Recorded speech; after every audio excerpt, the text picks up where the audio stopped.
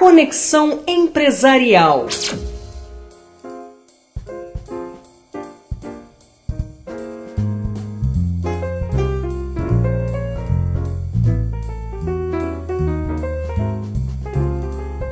Senhoras e senhores, um bom dia. Sejam todos muito bem-vindos. É com grande satisfação que os recebemos aqui para esta que é a segunda edição do Congresso Nacional de Terceirização e Gestão de Serviços, CONTERGE, na cidade maravilhosa, o Rio de Janeiro, que hoje vive um momento ímpar.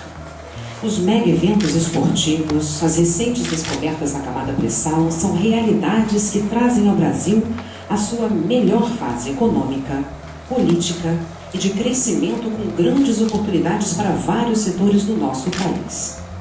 Os investimentos de mais de 600 bilhões de reais previstos para os próximos anos, a vinda para o Brasil das maiores empresas e centros de pesquisa e desenvolvimento do mundo, o novo patamar da indústria nacional irão gerar milhares de empregos. E com isso, o setor de serviços, por ser o setor que mais emprega e, por conseguinte, que mais recolhe impostos, passa a ter um papel fundamental neste processo de crescimento que estamos vivendo.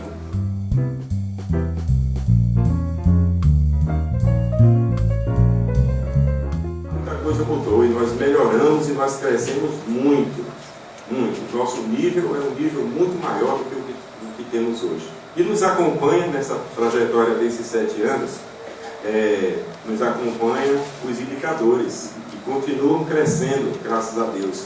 E isso faz deste setor, do setor de serviços, e aqui eu queria falar para todos que aqui estão, talvez muitos aqui não sejam empresários do setor de serviços, mas o setor de serviços tem uma responsabilidade muito grande para a economia do nosso país. E nós não fugimos dessa regra, muito pelo contrário.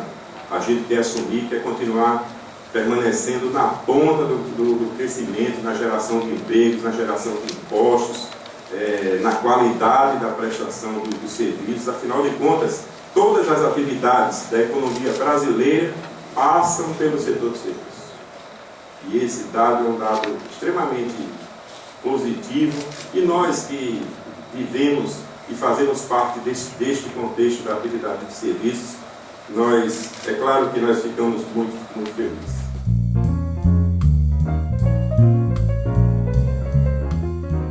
Eu fui buscar também na minha literatura definição de apagão. Eu achei 2 definições de apagão de mão de obra que eu acho que vão ser um pouco didático aqui, mas eu acho que talvez esclareça ou colabore para a gente pensar um pouco sobre essa questão. O que é apagão de mão de obra? O professor André Mascarenhas é um efeito colateral do crescimento acelerado da economia brasileira. Ou seja, isso está acontecendo porque o país está crescendo de uma forma muito rápida, apesar de nós termos crescimento, digamos, até medíocre esse ano, né? Mas isso é fato que isso vem acontecendo nos últimos anos. Próximo. Como se manifesta? Por favor, próximo. O primeiro seria uma indisponibilidade de recursos humanos, ou seja, falta de recursos humanos. A outra, a gente vai ver um pouco mais na frente, que é a qualificação desses recursos humanos, né?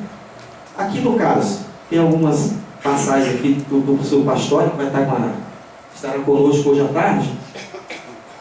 Toda vez que o Brasil cresce 4,5% ou mais, falta mão de obra qualificada. A Foxconn pretende montar o iPad, o iPhone no Brasil, segundo a norma de informática, vai contratar 100 mil funcionários e quais 20 mil engenheiros e 15 mil técnicos. Onde vai achar 100 mil profissionais? Essa pergunta é colocada também, né? Então o que a gente vê aqui claramente é: temos profissionais qualificados, eu diria que é o caso do engenheiro, por exemplo, mas falta engenheiro, ou seja, tem pouco engenheiro no mercado. Daí a gente falar da coisa do apagão, da indisponibilidade de recursos. A realidade hoje, nós profissionais de recursos humanos, na busca de profissionais. Primeiro, realmente, aquilo que você comentou, que é mais do que notório, a qualidade do serviço, e dentro de uma área que gera muito emprego. Mas buscamos profissionais hoje nas universidades, buscamos de todo o Brasil. Agregado a isso, há todo um incremento a nível de remuneração pela falta de profissionais, aumentando o custo. e gerando uma rotatividade imensa. Eu sinto no dia a dia nosso, geólogos, né, com um salário médio de 6 a 8 mil reais, eu estou falando de remuneração média, ok? Que assim, muitas das vezes, olha, eu estou deixando a empresa porque eu vou terminar meus estudos e não quero continuar. Ou então estou indo para outra empresa para ganhar 12, 14. Esse é o mercado. Extremamente voraz,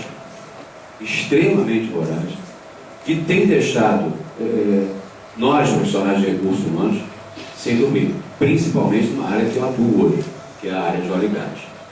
Imagine os serviços também, com toda uma Copa do Mundo, com toda uma Olimpíada que vem aí, e uma necessidade muito grande de se qualificar. Não é só curso técnico, tem a qualificação também a nível do atender melhor do serviço ao empregado. É um grande desafio, mão de obra. É um grande desafio porque nós já vivemos o apagão da mão de obra. Quando eu tive a oportunidade, em novembro de 1989, muita gente tinha nem nascido aqui, né, Hermínio? Então, eu fiz a primeira palestra no Brasil sobre outsourcing, palavra em inglês que define terceirização, lá na Federação das Indústrias do Estado de São Paulo. Logo em seguida, em fevereiro, eu vim aqui na FIERJ para fazer essa mesma palestra e a gente começou a levar esse debate em nível nacional e frequentar um novo modelo econômico que se viabilizava no Brasil, as empresas de terceirização, hoje as empresas prestadoras de serviços especializados. E o tempo, esses 22 anos, 23 anos, demonstra o quanto se alterou em termos do ambiente econômico e empresarial brasileiro. À época não se falava jamais em apagão de mão de obra. Hoje não, temos que transferir esse modelo para o grande debate situacional.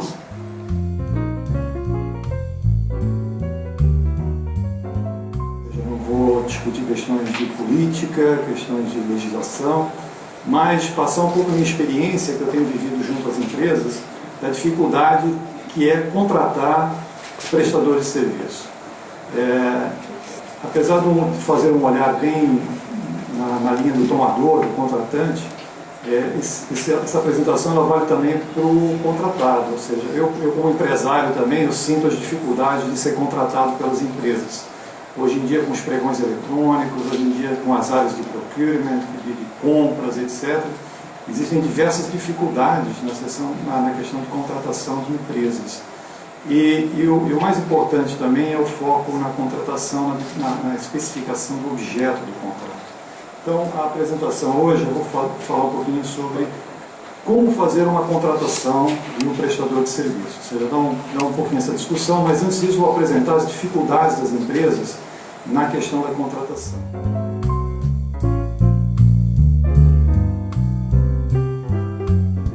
O Brasil, durante muito tempo, foi considerado um país de mão de obra abundante e barata. Não é mais. Não é mais. Nem abundante e nem barato. Há uma falta de mão de obra hoje, de todos os níveis. Até pouco tempo falava-se na falta de mão de obra qualificada. Hoje fala-se na falta de faxineiras para a área de asseio e limpeza que vocês operam. Catador de café, para aqueles que têm atividade agrícola como a principal fonte de renda. Servente de pedreiro em construção civil. Esse tipo de mão de obra hoje está faltando no Brasil. Em parte, isso é devido ao crescimento que o país teve, em 2010 principalmente, 7,5% no PIB. Mas, em parte, é porque a nossa demografia está mudando muito. E ela está mudando já há alguns anos, para não dizer algumas décadas. Ela começou a mudar desde o momento em que as moças deixaram de ter neném.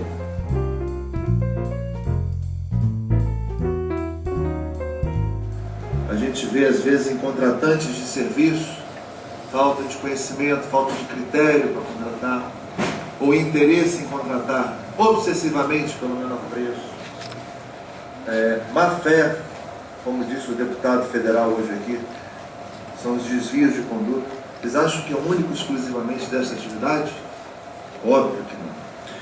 Mas para começar eu queria fazer um convite ao meu amigo Adalberto aqui, que nós somos parceiros de vinho, e a gente toma vinho sempre aí, umas 2 vezes por semana, né, Adalberto? E eu já sei os preços dos vinhos que a gente toma, mas eu descobri hoje, Adalberto, que tem um vinho bom à beça para a gente tomar hoje à noite, custa R$2 uma garrafa. Topa? Topa? Topa, né? Topa, né? Aquele de 80 tu passou mal, de 2 então. Então é o seguinte, é óbvio que não. E por que eu estou fazendo essa analogia, essa brincadeira? Agora eu vou passar para o lado do contratante, né? Obviamente, para o nosso interesse pessoal, o Adalberto não vai tomar um vinho de R$2. Ele vai pensar bem, ele vai querer o melhor para ele. Mas se o Adalberto fosse, de repente, contratado para ser um gestor de um grande cliente, talvez o Adalberto fosse tivesse a missão de contratar um serviço de terceirização e fosse analisar uma série de propostas, talvez a primeira opção dele seria pelo menor preço, que é o que se foi dito hoje aqui, né? Redução de custo, menor preço. E talvez ele não agiria conforme agiu na questão do vinho, né? Pensou nele. Aí ele falou assim, não, eu vou contratar pelo menor preço, o meu patrão vai ver que eu fiz uma economia imediata, eu talvez receba um aumento e vai tudo ficar numa boa. Quer dizer, aquele sentimento imediatista, ele não vai saber lá na frente o que pode acontecer de ruim nessa contratação obsessivamente focada no menor preço. Bom, eu tive a oportunidade de ler recentemente um balanço de uma grande empresa que apresentou o saldo negativo de 400 milhões de dólares por conta de responsabilidade subsidiária. E responsabilidade subsidiária é o quê? Porque na terceirização de serviço, o prestador de serviço, ele tem as obrigações com o trabalhador dele. Se ele não honrar com o trabalhador dele, o cliente vai honrar com o trabalhador, ou seja, esse trabalhador está duplamente defendido pelos direitos dele. Mas veja que esse foi honrado com 400 milhões de dólares negativo no balanço dele, por responsabilidade subsidiária, ou seja, veja o tipo de contratação que ele fez. Olha a tropa que ele contratou para prestar serviço lá para ele. Ele contratou o teu vinho de 50 ou o teu vinho de R$2? Então essa é a analogia que eu faço.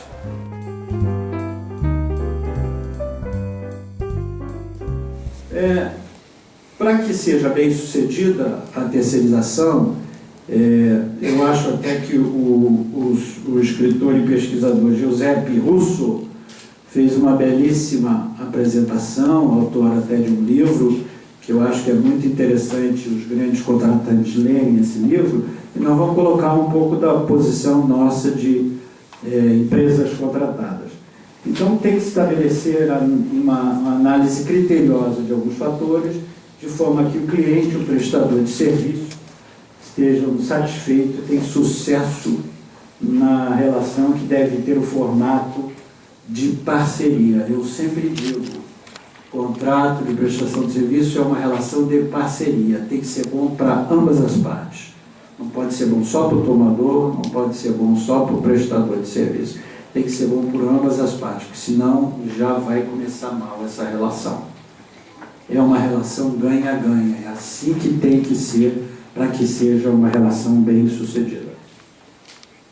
Precisa ter, evidentemente, regras claras, né, no modelo de contratação, para que todos saibam direitos, obrigações de possíveis riscos, exigência documental, condicionar pagamentos e prazos, reajustes e reequilíbrios, entre outros pontos que devem ser pactuados e ajustados pelas partes. E nós vamos nos aprofundar um pouco sobre alguns desses itens. É necessário que tenham, inclusive, para ter essa segurança jurídica, serviço de qualidade, respostas rápidas a problemas e preço execuível e justo. Eu acho que isso é um tema que já se falou bastante aqui, é que o tomador tem que se preocupar não com o menor preço, mas com o melhor preço. Esse é um tema que precisa ser entendido pelos tomadores de serviço, que quem contrata só por preço costuma contratar mal. Então temos que buscar o equilíbrio entre qualidade de serviço, a experiência da empresa, a solidez financeira da empresa e também um preço execuível, porque senão não começaremos bem essa relação contratual.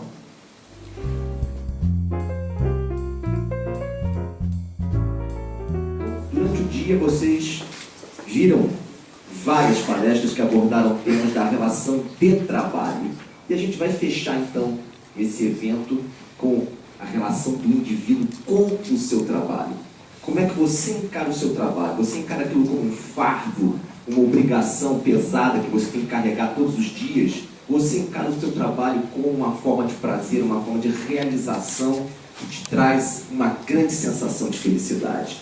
Isso foi o que eu decidi estudar e fundei para isso uma instituição chamada Instituto Empreendere, para fazer estudos e pesquisas nessa área. E voltando ao que eu disse antes, por que para mim está tão gratificante participar desse evento hoje? Porque há 4 anos atrás, o Empreendere, junto com o meu amigo Adalberto e o Ricardo Garcia, realizou o primeiro Conterd. Então está aqui no segundo Conterd, vendo a continuidade desse evento, que eu espero que tenha vida longa, é um enorme prazer, uma enorme satisfação. Depois do Empreendere, eu precisava disseminar esse conceito, essa nova filosofia de relação com o trabalho, então abri uma editora chamada Valor Humano Editora. E por fim, criei um produto voltado para gestores e empresários chamado Relatório RH, que tem o objetivo de manter atualizados todas as pessoas que lidam com gente sobre o novo mundo do trabalho. E é um novo mundo fantástico, completamente diferente do que a gente conheceu há 10, 15, 20 anos atrás.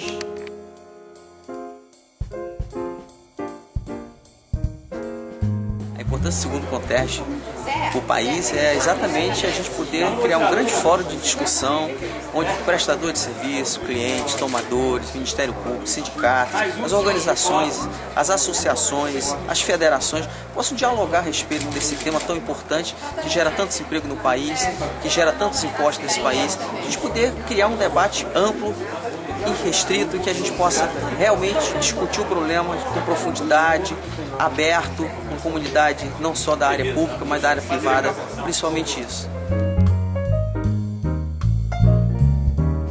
Quer dizer que foi um enorme prazer participar do segundo Conterd, abordando um tema tão importante sobre a motivação, mostrando a nova relação de trabalho que está se configurando agora. Não relação de trabalho especificamente, mas basicamente relações com o trabalho. Como é que o indivíduo se comporta com o seu trabalho, se ele considera aquilo um fardo, se ele considera aquilo uma obrigação, ou se ele considera aquilo uma fonte de prazer e realização. E é assim que o novo mundo do trabalho está se configurando. Um ambiente onde as pessoas buscam as suas realizações e a sua felicidade através do trabalho. Conhecimento. Tem que conhecer bem para se contratar bem. Superou minhas expectativas, né?